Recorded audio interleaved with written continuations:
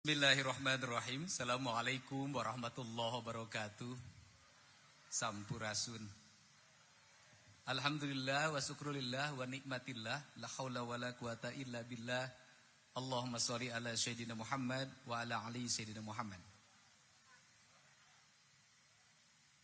Bapak dan Ibu yang saya hormati, yang berkumpul bersama-sama untuk berbagi rasa, berbagi cinta, merajut hati, menyulam rasa, membangun kebersamaan, menata hidup agar besok lebih baik dibanding hari ini. Yang saya hormati Bang Abu Rizal Bakri, senior kita di bidang politik, tapi bukan di bidang dunia usaha karena memang saya bukan pebisnis. Yang hari ini berkumpul di lingkungan masyarakat Babelan Kota, sekaligus juga merupakan lingkungan beberapa perusahaan yang beliau miliki, sehingga hari ini ingin berbagi cinta dengan semuanya agar perusahaannya terus tumbuh dan berkembang, karyawannya pada sejahtera, naik gaji tiap tahun, THR-nya tambah tiap tahun, tapi perusahaannya harus untung. Masyarakat di sekitarnya mendapat dana CSR dalam setiap masanya, sehingga terjadi sinergitas yang harmonis antara dunia bisnis dengan masyarakat di sekitarnya. Yang saya hormati pimpinan yayasan Pak Kiai Haji Mukhtar Siddiq, saya mengucapkan terima kasih atas kesempatan yang diberikan menggunakan tempat yang Bapak miliki serta segenap penggerak yayasan. Semoga pesantrennya terus pesat berkembang, santri-santrinya tumbuh menjadi santri-santri yang memiliki daya nalar intelektual yang kuat, sehingga bukan hanya menjadi pembimbing cahaya ruhani, tetapi juga menjadi pembimbing cahaya jasmani, membangun kemanusiaan, karena pada hari ini santri terbuka lapangannya di dunia apapun, baik dunia bisnis maupun dunia politik. Yang saya hormati Ketua DPRD Kabupaten Bekasi, walaupun jadi ketua tetap AA sampai kapanpun. Jadi tadi sudah mengucapkan selamat datang bagi semuanya. Pak Kiai Haji Jujun Junaidi, segenap pimpinan kecamatan, pimpinan muspika kecamatan, kemudian juga Pak Kepala Desa yang hadir pada kesempatan sore hari ini. Ada kalimat yang tertera dalam banner di depan, kalimatnya memanen cinta Ramadan. Kalimat memanen bukan kalimat yang hanya diperoleh hari ini, tetapi perjalanan panjang. Saya menapaki keliling Ramadan itu sudah selama 15 tahun. Ditemani oleh Pak Kiai Haji Jujun Junaidi yang biasa dilaksanakan setelah sholat taraweh. Dan hari ini pas Pak Jujun 15 tahun kita berkeliling Purwakarta dan seluruh Jawa Barat. Kalimat memanen penting kita ungkapkan hari ini. Bang Ical, setiap hari kita hari ini doyan minum es kelapa muda, apalagi bulan puasa. Pertanyaannya adalah, siapa yang menanam pohon kelapa? Yang menanam pohon kelapa itu rata-rata usianya hari ini 60-70 tahun, bahkan sudah meninggal kebanyakan.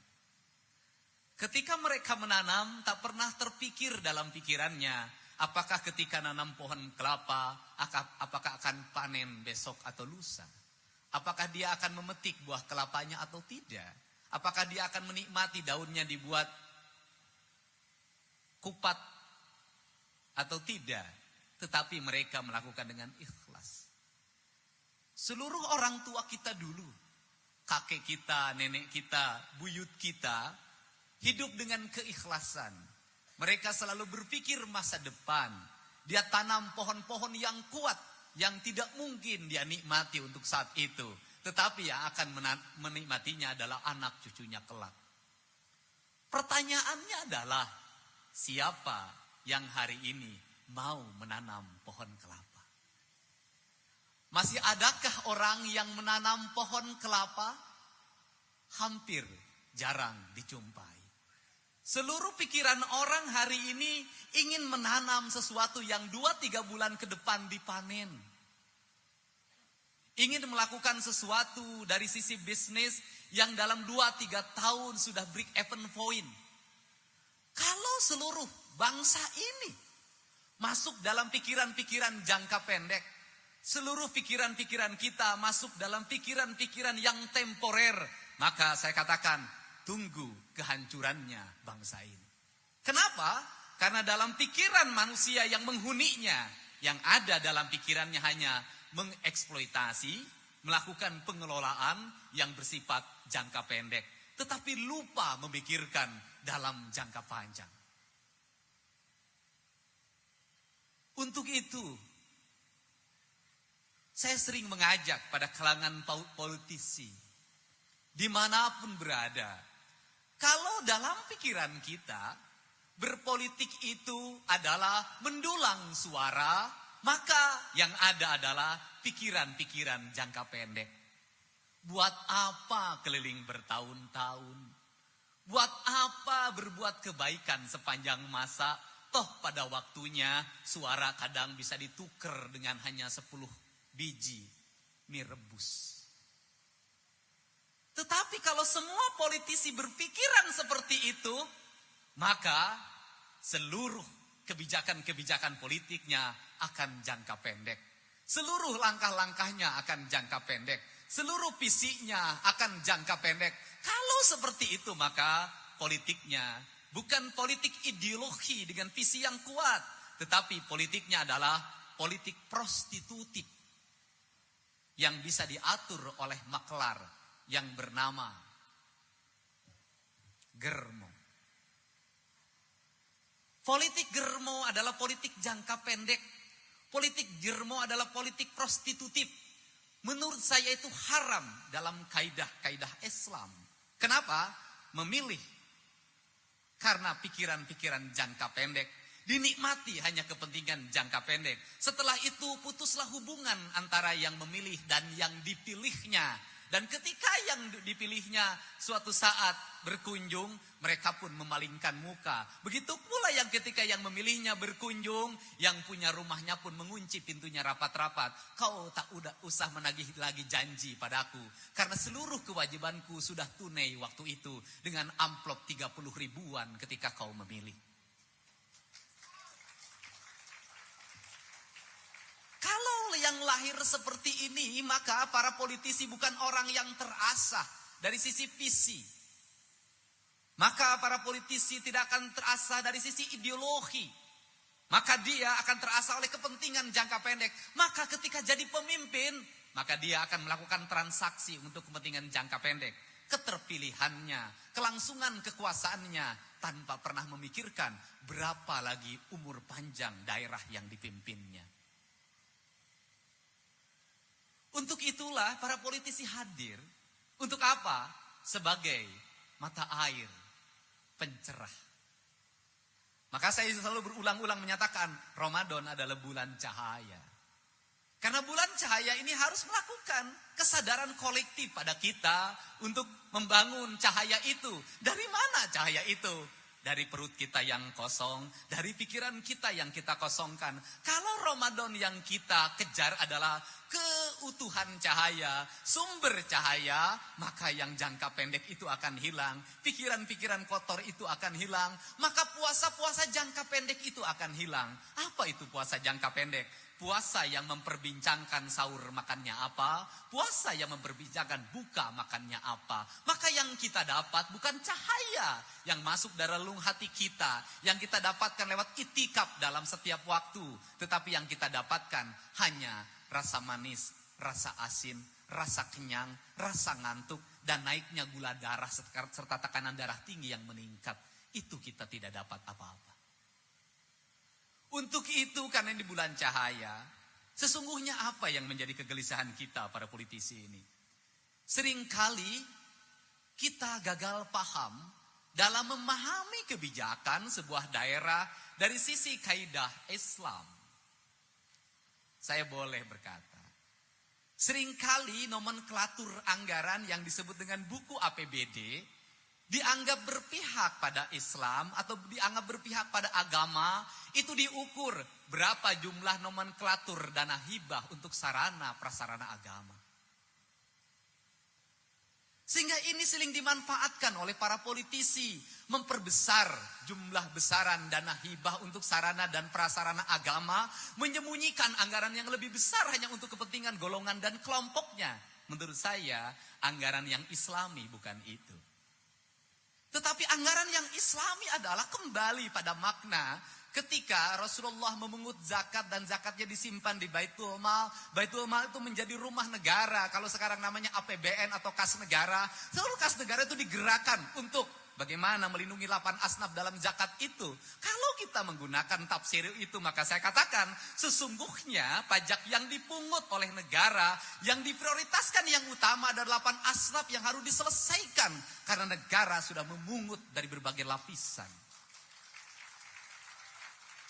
Tanpa saya bermaksud membela pada pengusaha, Bang Ical, saya pernah jadi bupati. Seringkali masyarakat berkonflik dengan lingkungan perusahaan. Karena proposalnya tidak di ACC. Rame-rame mereka menggemok pabrik. Gara-gara Agustusan tidak dikasih dana buat main rebutan. Saya selalu tampil membela pengusaha, bukan berarti mengecilkan aspirasi masyarakat. Dan saya katakan, yang salah bukan pengusaha, tapi yang salah kami, para pengelola anggaran negara. Di mana letak salahnya?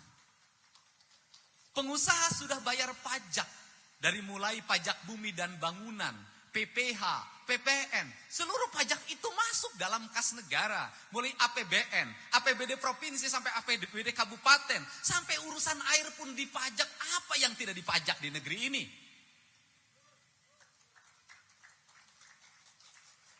Tetapi karena masyarakat di sekitar perusahaan tidak merasa mendapat kesejahteraan karena tidak mendapat uang tunai langsung dari pajak itu, mereka menganggap keberadaan perusahaan tidak manfaat bagi lingkungannya. Padahal yang salah adalah negara. Di mana letak kesalahannya? Kenapa negara tidak melakukan penghitungan pajak secara baik sehingga siapakah prioritas yang harus disejahterakan dari pajak itu? Masyarakat di sekitar perusahaan yang kena dampak dari usaha itu. Berapa pajak PPH-nya? Berapa pajak PPN-nya? Sehingga sekian persen prioritaskan untuk penanganan pendidikannya, penanganan kesehatannya, infrastrukturnya, rumah rakyat miskinnya, janda-janda tuanya. Biarkan kalau ada janda muda itu bagian Pak Kiai Jujun, itu bagian. Itu yang jadi prioritas. Kalau itu dibangun, maka yang terjadi adalah masyarakat di sekitar perusahaan itu akan merasa jalan di tempat saya mulus, hasil pajak di perusahaan di depan rumah kita. Rumah-rumah di sini tidak ada yang kumuh dari pajak perusahaan di depan kita. Menikmati air bersih gratis dalam setiap waktu dari pajak di depan rumah kita. Menikmati susu dalam 1 minggu 1 kali dikirim oleh pemerintah desanya, pemerintah kecamatan dan kabupatennya dari pajak perusahaan di depan rumah kita.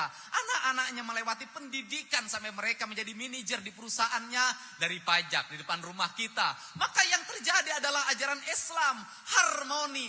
Kaum miskin, fukara, masakin dalam setiap doanya selalu berkata, ya Allah turunkanlah rezeki yang besar, mudahkanlah, lapangkanlah para pengusaha di tempat kami. Kamar dalam setiap saat kami hidup atas dedikasi dan loyalitas mereka terhadap negara. Dan negara membangun keadilan pada kami. Lapangkanlah, maka mobil-mobil yang lewat tidak ada lagi yang malak.